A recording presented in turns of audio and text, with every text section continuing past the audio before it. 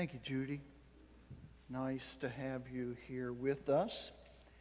And good morning to you. Wow, it is great to see you all. I was just thinking, is this really the, I gotta look, 28th of August? 28th of August. You must have made a mistake putting that in the bulletin. I don't believe that's true, but perhaps it is. You know, I was thinking about you all this morning, and sometimes I have these deep-seated thoughts and feelings that they haven't worked their way up into my ears to where I really hear them. But this morning I thought I had one of those moments. I always work to make the service, our worship service, interesting and enjoyable for you. And I hope you find it to be that way. From the very beginning with the theme all the way to our song at the end, Let There Be Peace. I really try to imagine as if I were one of you sitting in the pews and I had come and I was looking for something special. I always try to put our service together to be both interesting and enjoyable. But that piece that worked its way all the way up to my ears to where I finally heard it this morning was this. While that's true, what's more important to me is that you find something every time we gather for worship, that you find something important that you can take with you out into the world and that will help you during the week. That's what I want more than anything. Maybe part of the prayers could be the music. It might be something in the children's message. Might be something in the sermon. Who knows? But I hope that there's something there that speaks to you and that you can take with you. That's my hope and prayer. Good to see you.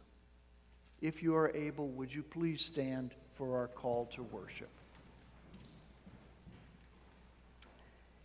If you have come to this house of worship this morning to find yourself and to be reminded of the goodness of God's grace, then you are in the right place.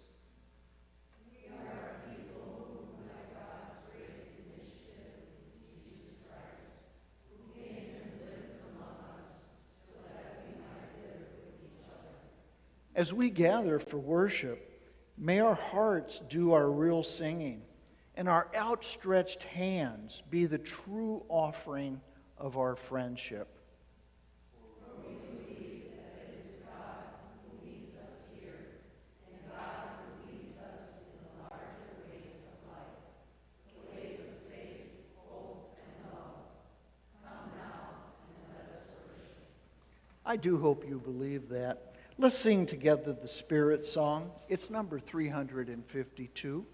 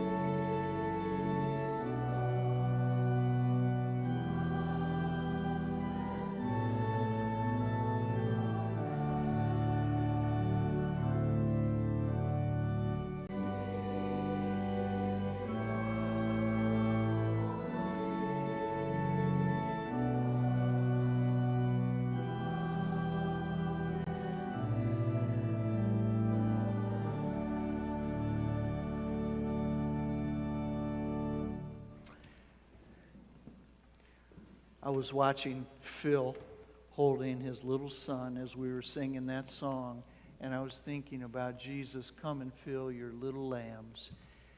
That's what I would pray for, that as we gather in worship today, little lambs would be filled with the love of God and the knowledge of Jesus in his heart. Would you take a moment and just express a greeting to one another?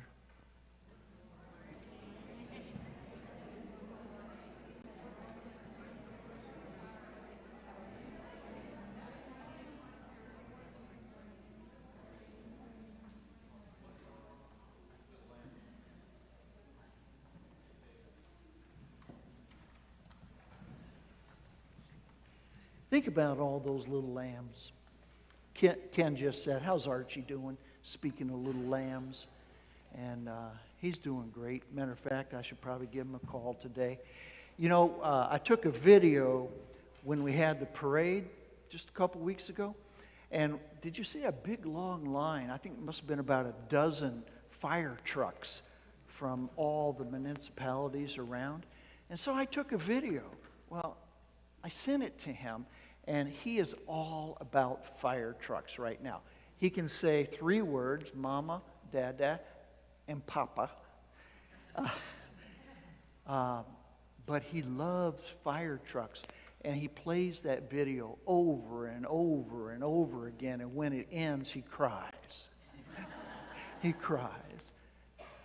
Think just for a moment. I want you just to pause for one moment and think about a little lamb that's in your life. You want to close your eyes. Think about that 1 or 2 or 3 of those little lambs, and just imagine Jesus filling their hearts today. Wouldn't that be wonderful? We'll pray for that. We'll pray for that.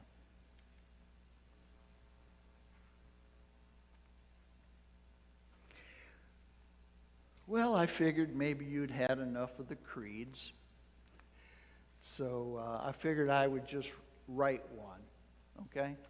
This is a little bit about Jim's take on creeds. And if I were to write a creed, it might look something like this. All summer long, we've been reciting different creeds from the church, the early days, contemporary creeds from all around the world. And I've been hoping that you would look at those and you would consider what works for you, what doesn't work. If you were to make a statement of faith, what would be the important parts of your confession of faith that you might write? Well, you don't have to join me in this, but this is Jim's confession of faith. If I were to write a creed, this is what it would look like. If anybody wants to join me, please join me. I believe that God created this world in love and is still creating. I believe that there is more awe and wonder, opportunity and obligation than we can shake a stick at. I believe that actions have consequences, and that while sticks and stones can break our bones, words can certainly harm our spirits. I believe that our purpose in life is to love and serve God and others. I believe that Jesus came and leads us forward by loving example. I believe that God calls us to love others. And if we fail to do this, we fail to love ourselves. I believe that faith is best grown in the petri dish of community. And I believe that God will never, ever, ever leave or abandon us. Okay, so that's a little about what I believe. I invite you in the next week to think or write a creed that you believe, something that you might live by as those early Christians did in their own time. The choir is here today. This is the Mendelson Choir, and they will be beginning in the next week or two. And if you would like to sing in the choir, we invite you to contact Mary Jane or the church office.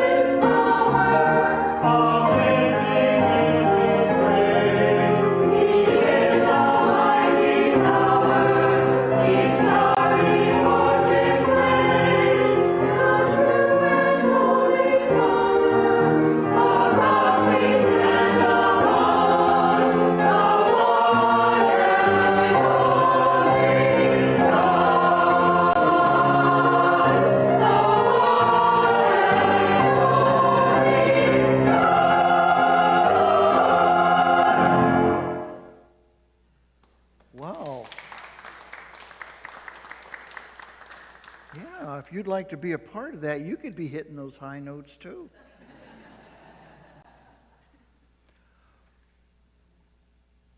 Phil, why don't you come on up a moment?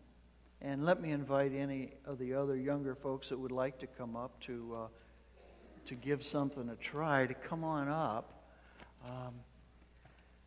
I brought something with me today, something I suspect many of you may know about.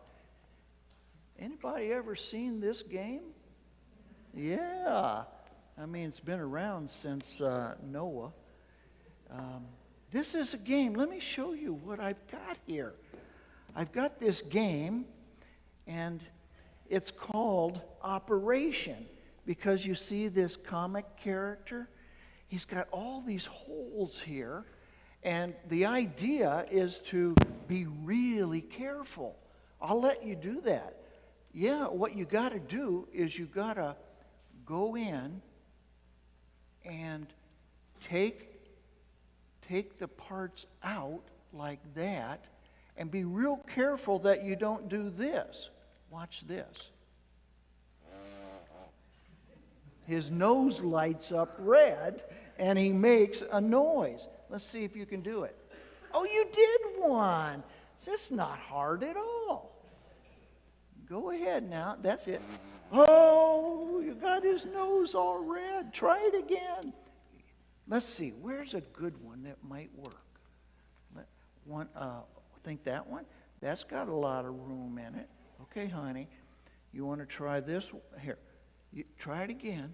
Take the tweezers. Take the tweezers. You want to do this one or this? Do this one. Should Pastor Jim do it? All right, Pastor Jim will try. Maybe you better do it. I think you're a lot better at this. Look at that. That's a hard one. There you got it. Look at that. Phil, these are very smart children you have here. You know, there are a lot of different parts of the body here.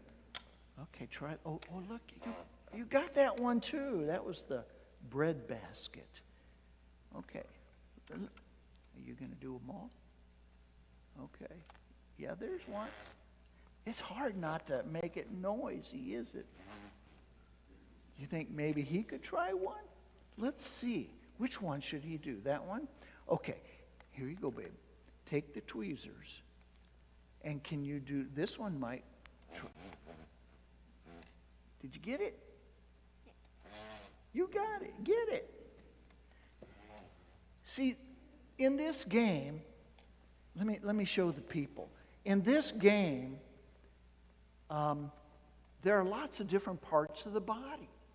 And there are bones, and there are butterflies, and there are ribs, and Adam's apple, and there's all kinds of things. And Amelia is very good about getting these parts out. But if you're able to get them out, you want to make sure you don't make it buzz, because then in the game of operation, the patient might have a problem. So all of the parts are really important. Now, I'll let you try this again in a moment. But there's a fellow in the Bible that talks about the different parts of the body. He says that some of us are hands, some of us are eyes, some of us are ears. And that all the parts are important, just like in here. Just like in here. That you want to try to take another one out there, Amelia. Can you get this one? That's a tough one. It's really hard. But they are doing so well with the parts. Here, pick this one up. Yeah, or maybe this one. You want to try that? So the idea is that all of these parts are important. And you guys are parts of this as well. And you guys too. You're important parts of the body of Christ. And we all work really well when we're sensitive to this and as we do this. You want to try, Garrett? You want to try one? Okay, try one. Let's see. That's pretty good. That's about how Pastor Jim does it. It's a fun game, isn't it? But you want to try and not hurt the patient, because we're all important and we need to take care of each other. And we need to be sensitive about this. Phil, I think after church, Amelia and Garrett should come try this some more. Don't you think? They can do that, because I think they may be missing my story. But I sure think they're having fun, and that's important. We want to try this after church some more? Yeah, you do, huh? Okay. Amelia, you want to try some more after church? Okay.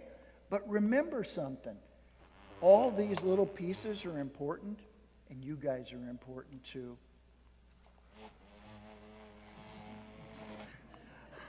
I think it's going to be fun after church. Okay. Thank you, guys. Thank you. Here. Oh. I know you guys are wanting to come try as well. We should start here. There's a really important announcement to make about actually two things that are happening this week. And I'd like Christine to please stand up and tell us what's going on this week. Tuesday is your birthday. That's right, it was. 59 years.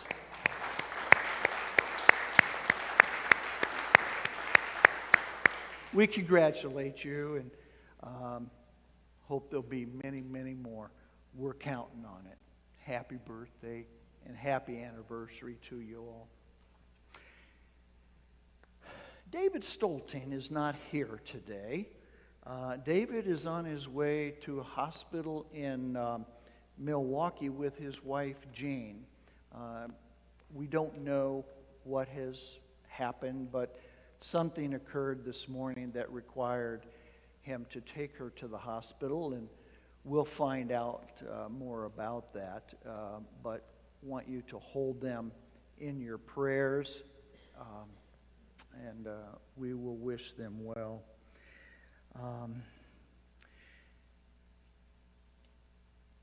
Alan Volke had a stroke and is in the hospital himself.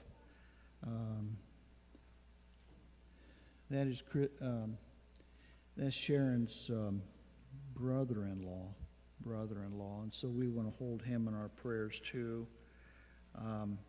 Jan Maurer, of course, is in hospice, and as she goes through this sacred time, we hope that you will hold her in your prayers. And don't ever forget Michael as well. You know, sometimes when we're ill, it's harder on the family members. So keep them in your prayers. And Kathy Henschel, you know, we don't ever want to forget Kathy and Jerry. Dan Gierke, we pray for Dan. Saw Kathy Robb a couple of days ago. Gosh, that gal's got a good spirit. She's on IV for the next, pick a number, 4, 5, 6 weeks to try and rid the ankle bone of some infection. She's doing well. In fact, she has a quilt she thinks she might just finish while she's there. Nancy Hochschild and her daughter Pam need your prayers as well. Pam is doing well. Had some surgeries, and I think they're on the right path.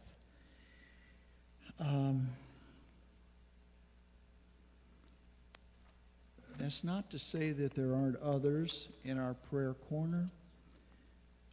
I just would invite you to find someone in there that you would pray for this week as well. September 11th is right around the corner. It's our rally day. Our Sunday school leaders are pulling their hair out. Actually, they're doing well, but they're thinking how they can make this a special time for the kids this year. And I'm always impressed with the middle and high school kids that pitch in as well, and we love them for doing that.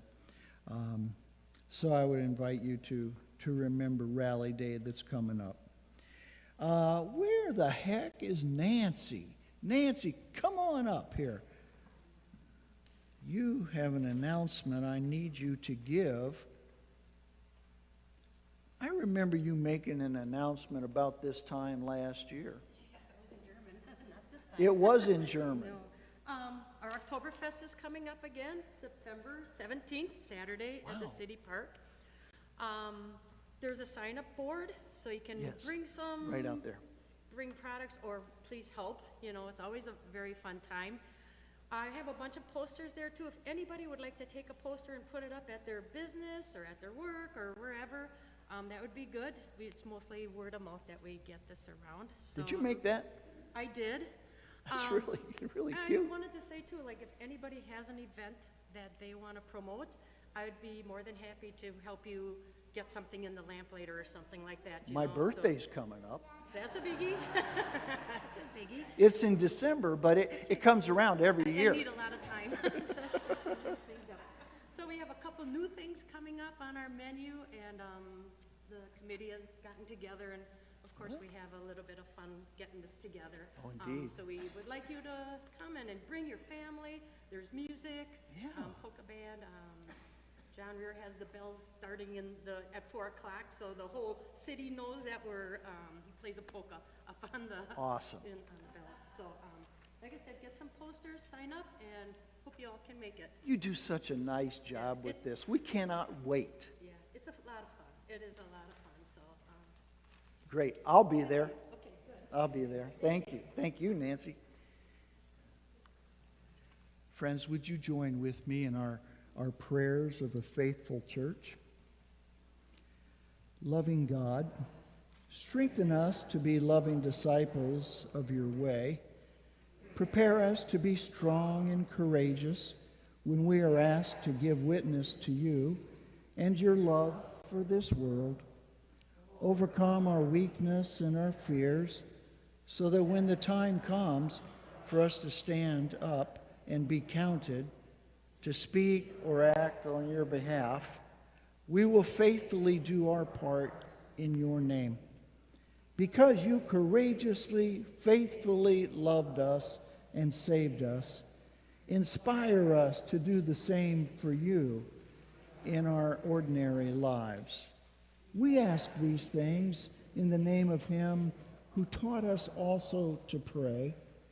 Our Father, who art in heaven, hallowed be thy name. Thy kingdom come, thy will be done, on earth as it is in heaven.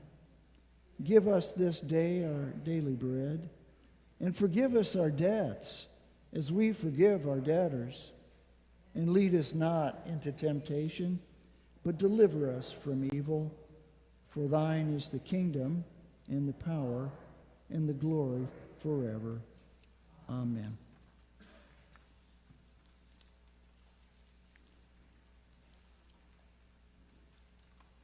Jaden is back on the technology board today.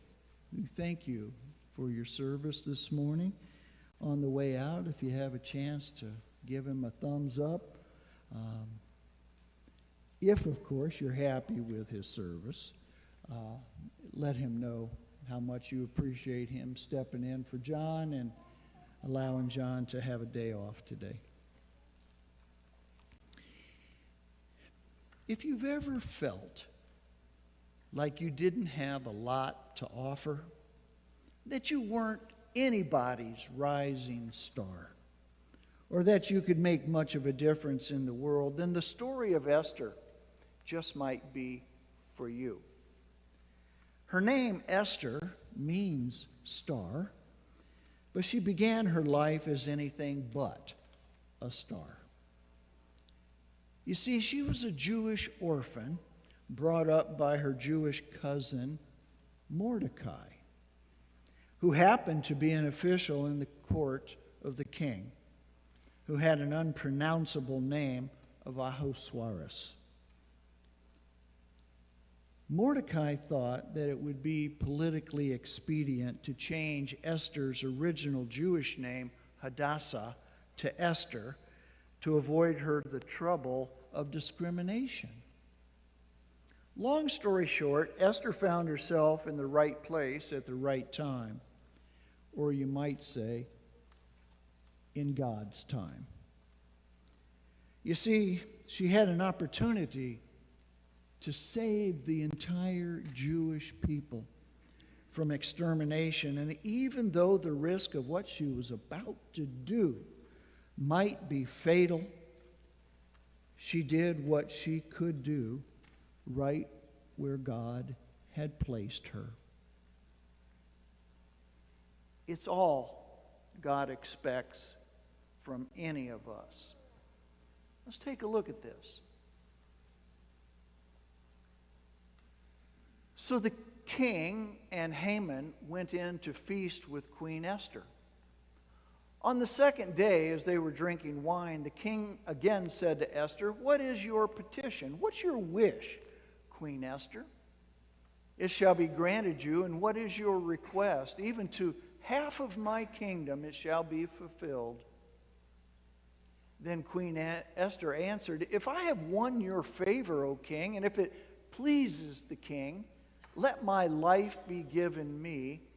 That is my petition, and the lives of my people." That is my request. For we have been sold, I and my people, to be destroyed, to be killed, and to be annihilated.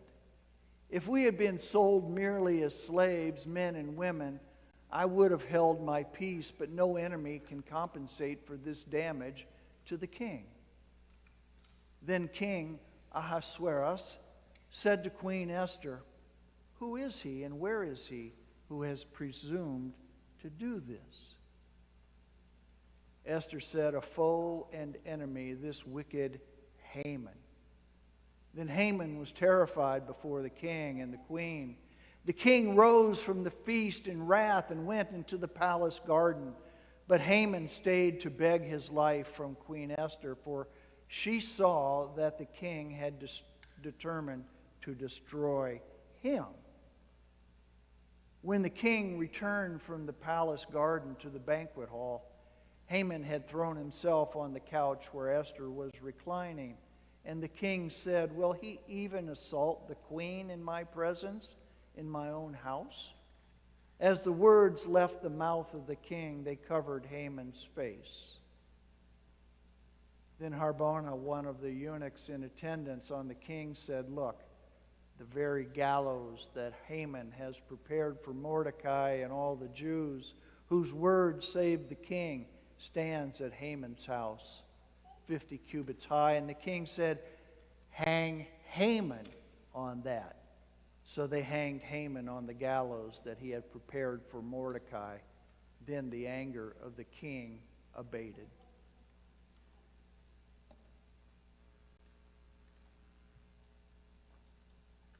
Before I read you another passage, let's just be clear.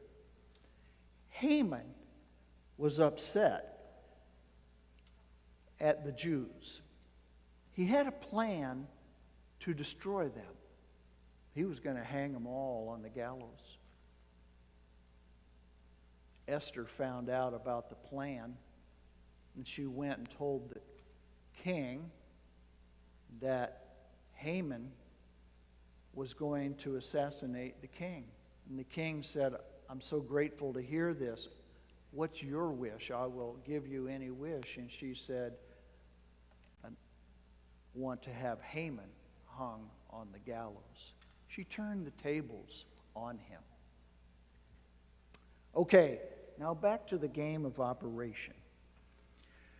Reading Paul's first letter to the Corinthians, you'd think he was a doctor, although we have no indication of this whatsoever. But he seems to have a pretty deep understanding of the connection between all the parts of the body. He knows that the body is a complex matrix of various limbs and organs, all acting in concert for the good of the whole.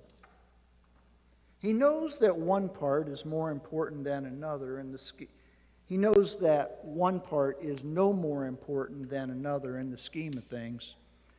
Oh, the eye may be crucial to seeing something, but you need the hand to pick it up once you get there. Or you may have the feet who can take you to the ovens, but you need the nose to smell that bread that's cooking. You see, we're all important in the life of the church. Let's take a look at Paul's statement about that once more. Indeed, the body does not consist of one member, but of many. If the foot would say, "Because I'm not a hand, I don't belong to the body," that would not make any less. It would not make it any less a part of the body.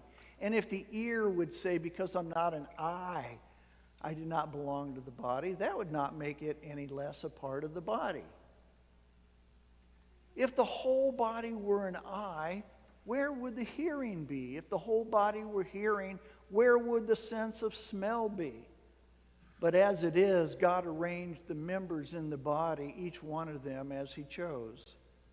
If all were a single member, where would the body be? As it is, there are many members, yet one body.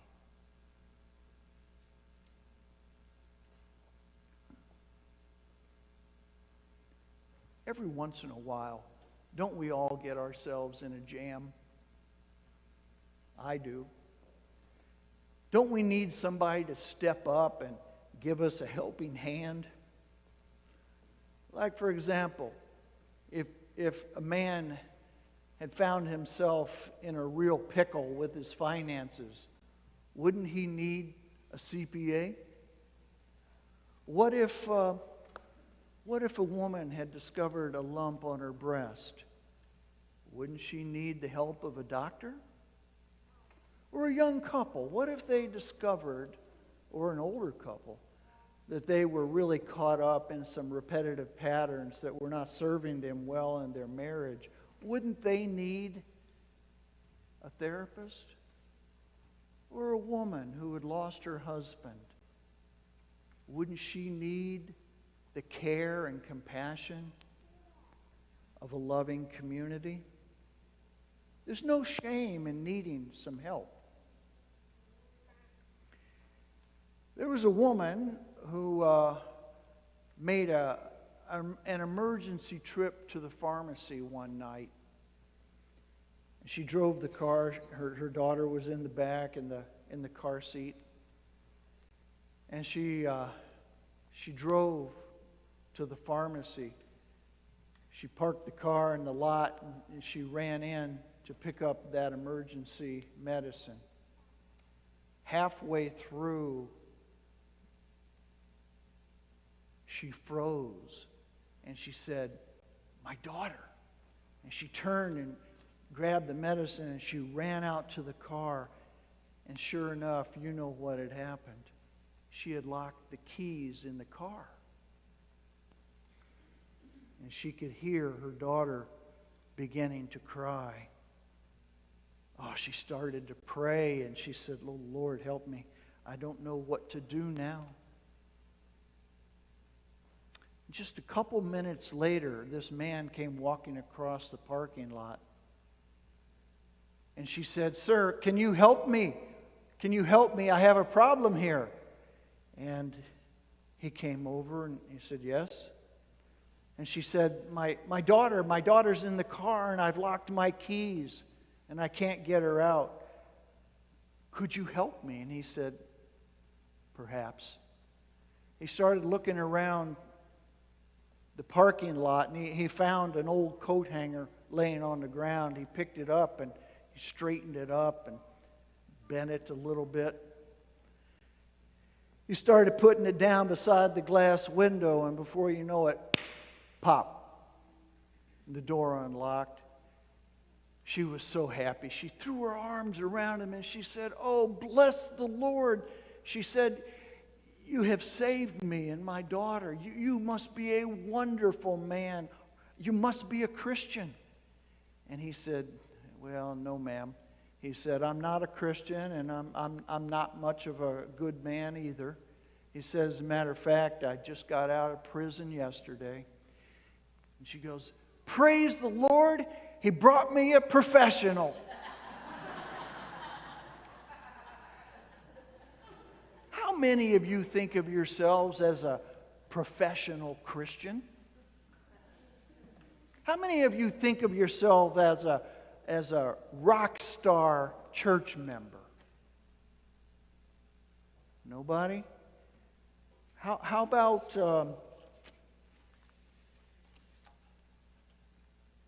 a giant in the Bible? David, are you a giant in the Bible?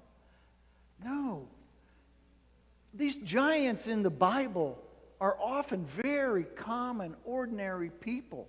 They're people like fishermen and single women and young little boys. They're the blind, the disabled, the lepers, and prostitutes. They're not the cream of the crop. In other words, they are just people like you and me, whom God has brought to a place for just such a time as this. It's interesting, for what it's worth, that the book of Esther, and I'll tell you why I love it so much in just a moment, but the book of Esther, when the canon of the Old Testament was being put together, that is, the authorized books of the Bible, when they were being voted on and put together, Esther had a hard time making it into the canon because, for one reason, God is never mentioned one time in the book of Esther. Imagine that, Ken. Putting a book in the Bible that never mentions God. So it had a hard time making the cut. It also didn't mention important parts of the Jewish faith, like the law, prayer, or the covenant. It had an uphill climb. But somehow this story about greed and power, hatred and vengeance also included a message of forgiveness, of purpose, faithfulness, and love. The basic storyline is this. I always have to start this way. Once upon a time, the king of Persia decides to call for his queen. And the queen thinks, oh no, not this again. And says, I'm not going. Well, the king was, needless to say, a bit disappointed and disquieted. He had called for the queen, and the queen decided not today. And so he thought this was going to make a very bad precedent with all the other wives in the kingdom. And so he set her aside. He deposed her of being the queen. And he threw what would be the biblical equivalent of the ball in the story of Cinderella. Okay? And so he started inviting all the young maidens of the kingdom. And he would interview them and looking for a new queen. He was looking for a new queen. And this one queen that ended up being queen was Esther. You see, she was a knockout. She was a knockout. And she also failed to put on the resume that she was Jewish. Because had she said that she was Jewish, there would have been a problem. And she didn't mention it. Now, Esther had an cousin, named Mordecai, who had raised her from an orphan. She didn't have parents. She had this one uncle, and he took her in and raised her to this point where the king says, this will be my queen. And so she did. She became the queen. One day, there was this power-hungry, greedy official named Haman. And he was second in command. He really loved the power trip, because he'd ride through the town in his carriage, and everybody would bow down to him. And he loved this. Everybody would bow down except one person, Mordecai. Mordecai refused to bow to Haman. Haman did a little investigation, and he found out that the reason Mordecai wouldn't bow down was because he was Jewish.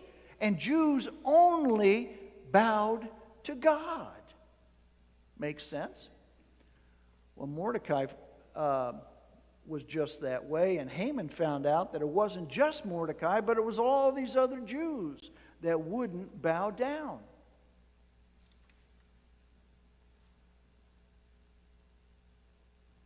So he went to the king, Ahasuerus, and he said, there are these people in the kingdom who refuse to follow the laws. King said, what do you want to do? Haman said, I think we should kill them all. king said, knock yourself out. So they started building all these gallows.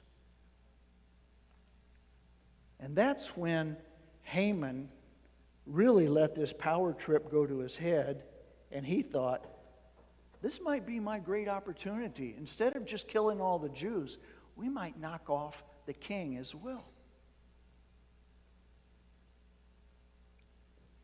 He was going through the plans with some of his henchmen one day, and who but Mordecai would be standing nearby, and he overheard the plot. So he went to the king, and he said, you won't believe what's afoot. Haman is going to assassinate you. Well, or have you assassinated? And the king was very grateful to Mordecai. Problem was, he never did reward him. Haman continued in the service of the king all the while this plot was going on. And I want to make this short for you, I'm sorry. The king said to Mordecai, I thank you for this, but he didn't reward him. And so then Haman was the one who was looking good. And they threw this big feast, and the king was there, Esther was there, Haman was there, and Esther leaned over and said, your royalness, he's going to plot to assassinate you. He said to Esther, thank you, whatever you want, even half my kingdom, I will give to you. And she said, you see those gallows out there? I think he should be hung on the gallows. And so he was. And the result was that she saved the entire Jewish population. And she became the hero of the Jewish people.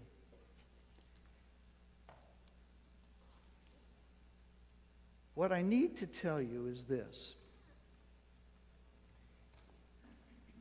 Mordecai, who had overheard the plot, told this to Esther and said, Esther, you need to go and tell the king.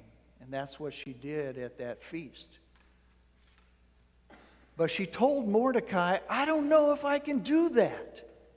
Don't you understand? I'm a woman. I'm Jewish. And if I take this initiative with the king, I'm likely to be killed. Well, Mordecai said, and if you don't, all the Jewish people will die. And she said, then feast then, for I will go ahead and do this, and if I perish, I perish. Then Mordecai said these eternal words to her. Perhaps you have come into the kingdom for just such a moment as this. I probably said that phrase to myself 100 times this week. Speaking to myself and hoping that you might hear that for yourself too. Maybe it is just for such a moment as this that you have come into the kingdom.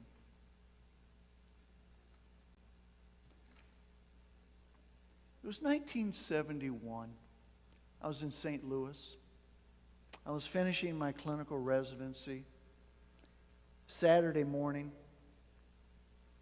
I was scheduled to preach the next day in a Methodist church that I was working at part-time. I answered the phone, and it was this elderly gentleman. And he said, Pastor Jim, this is so-and-so. Could you come visit me?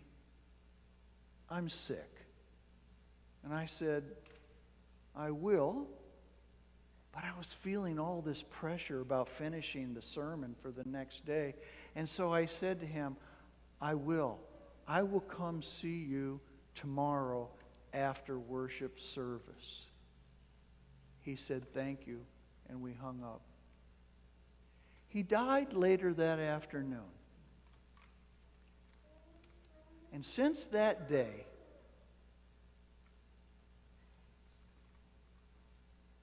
I've always put sermons second and people first. Perhaps you have come into the kingdom for just such a moment as this. We are in a moment. We are in a moment of transition. And one of these days, we're going to have a new settled minister. And the success of that ministry, I believe, will not be because the search committee will bring to us such a stupendous new minister that will wow us all. But it will be because we understand that perhaps it is just for such a moment as this that we have come into the kingdom. Oh, I trust that the new minister will do the job. But you can't do the job for all of us. We are the church, and we will embrace the ministry before us. Yeah.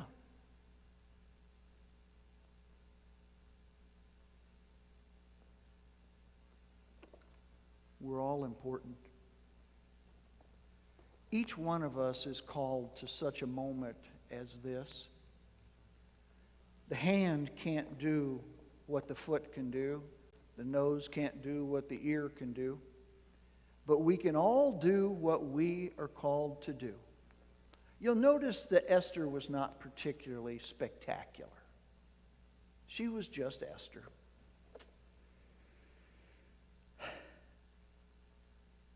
We're in that moment now, folks. And soon, one of these days, we'll have somebody else join with us. And we'll face that moment too. May God bless you. And may God bless St. Peter's United Church of Christ.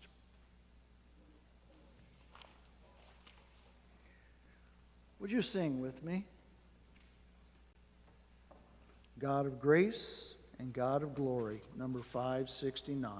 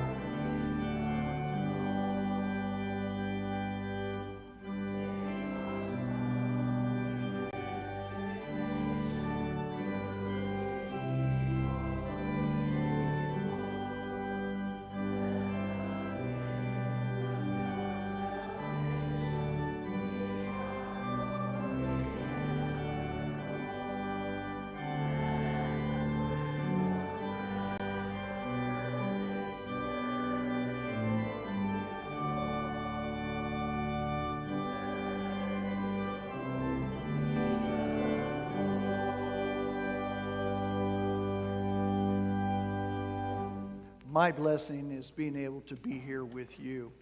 My blessing to you is that you go serve the world that you've been called to love. And don't forget to love one another as well. May God's peace be with